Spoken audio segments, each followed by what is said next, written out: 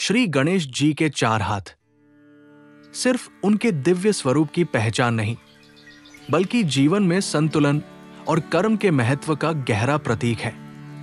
हर हाथ में एक अलग वस्तु और हर वस्तु हमें एक अलग जीवन पाठ देती है।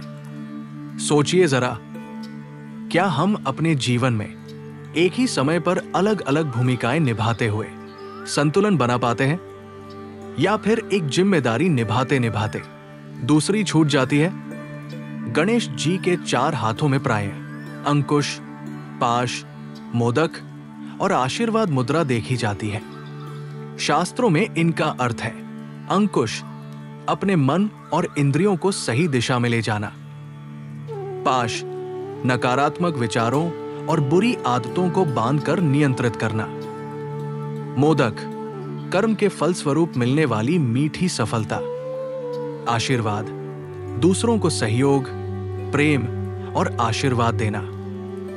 चार हाथ हमें ये सिखाते हैं कि जीवन में केवल अपनी प्रगति ही नहीं, बल्कि दूसरों के कल्याण का भी ध्यान रखना चाहिए। सच्ची सफलता वही है जो आत्मनियंत्रण, मेहनत और सेवा भाव से आती है। लेकिन सवाल है, क्या हम अपने जीवन में ये चारों तत्व संतुलित तरीके से निभा रहे हैं?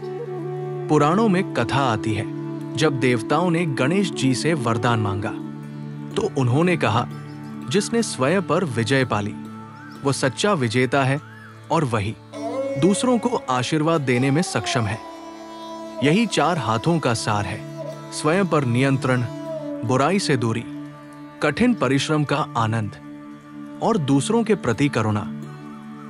तो बताइए, आपके जीवन के चार हाथ कौन से हैं और क्या वे सभी एक दूसरे के साथ संतुलन में हैं? आज के समय में जहां हम या तो सिर्फ अपने लक्ष्य पर ध्यान देते हैं या सिर्फ दूसरों को खुश करने में लगे रहते हैं, गणेश जी के चार हाथ हमें याद दिलाते हैं जीवन का असली कमाल है अपने और दूसरों के बीच संतुलन बनाकर कर्म के मार्ग पर आगे बढ़ना।